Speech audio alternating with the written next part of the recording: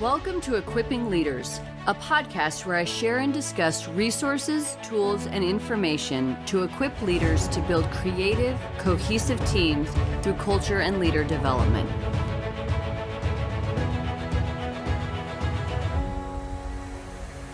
Welcome to the Equipping Leaders podcast. I'm your host, Natasha, and today I'm going to talk to you about meetings.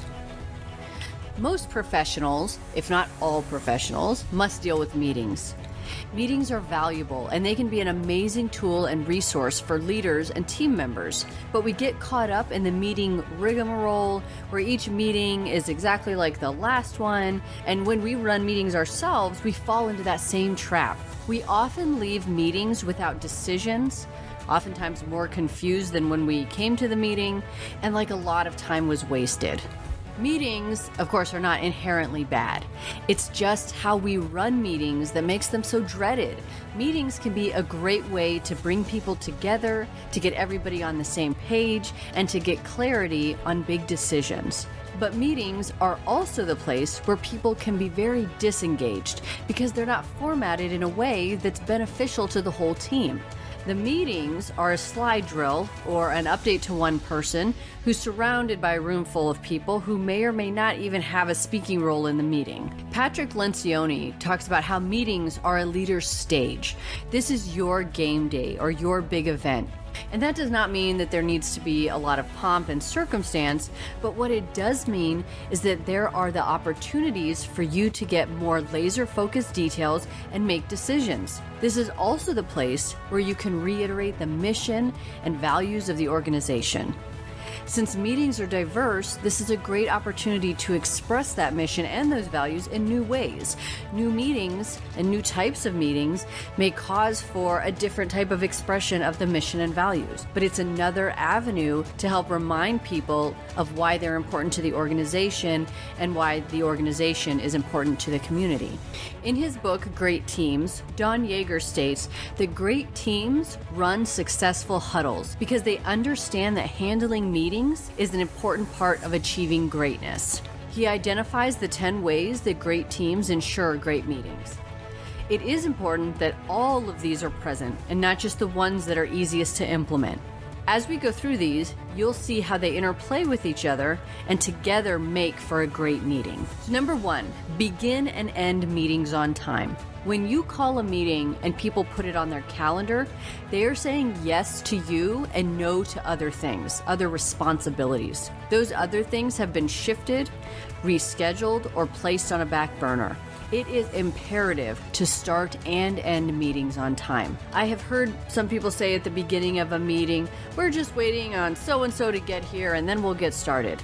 If people are just going to wait around for everyone to arrive, why be on time? You're basically punishing all the people who got there on time.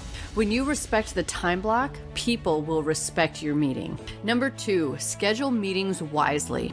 This point was highlighted well by an instructor in a class I was recently in. And she asked if you were going to schedule a planning meeting on a Monday and a closing meeting on a Friday when you need decisions to be made at both. Of course not. Mondays and Fridays are statistically those days when people are the least engaged. You need to find days when people are engaged and the most people can be there. So when scheduling meetings, consider the times where the most people are able to participate. Number 3, begin with shared or pre-read agenda and stick to it. One of my workplace triggers is a meeting with no agenda. Without an agenda, the purpose of the meeting is not clear, and it is near impossible to keep it on track. Even if the agenda just has a few leading items, it's important to make sure everyone has it in advance, because this also allows people to come to the meeting prepared to give input or feedback on the different items. Number 4, engage employees with strong, emotion-driven content. If people come to your meetings and someone is just reading slides at their face, the information is not updated and the content is not really for them or for their job, people will disengage, and they will disengage in future meetings as well. Instead, make sure the content is applicable to the people in the room, that it's current, and that there's a call to action. It encourages people to act. Number 5, make the meeting's objective clear from the beginning. People need to know why they are in a meeting. what they'll gain from being in the meeting, and what is expected from them or a decision that will be made by the end of that meeting. This will not only encourage people to attend the meeting, but it will also help them see how the elements of the meeting pertain to them. It would be even better if the person leading the meeting states the objective at the beginning, does a litmus check about halfway through, make sure you're still on target for that objective, and then revisits at the end to ensure that objective was met. Number 6, don't waste time with off-topic discussion. This is usually the reason why meetings run too long. People get caught up going down a rabbit hole or giving too much background detail that's not pertinent to the meeting or just rambling on about who knows what. Depending on the type of meeting, some meetings can start with an icebreaker activity that takes maybe 5 to 10 minutes, but that is built into the meeting time. Outside of that, sidebars and off-topic discussion are wasting people's time and losing their attention. Number 7, allot enough time for necessary discussion points. It is important to determine how much time each agenda item needs.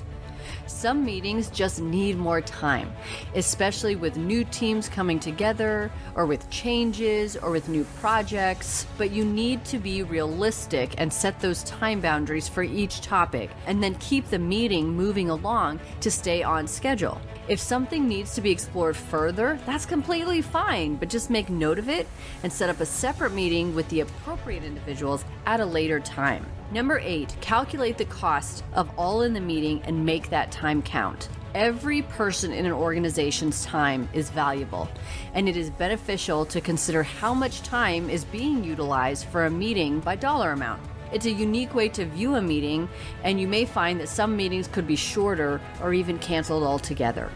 Number 9, tailor the meeting to all participants. If there is not an actual reason for a person to be in a meeting, then they don't need to be there. Having someone in the room because someone else might have a question for them at some point in the meeting or whatever, is not an effective use of their time or of their talent. People who are sitting in a meeting that is not meant for them will not be engaged, and not just in that meeting, but they will become disengaged in other areas of work too. Make sure your meeting content gives people information and decisions that they need, as well as remind them of how they are valuable to the process. Finally, number 10, end the meeting by reviewing objectives met or decisions made. Earlier, I mentioned the importance of having meeting objectives and making sure everyone in the meeting understands what they are. And at the end of the meeting, those should again be revisited so people know exactly where everything stands.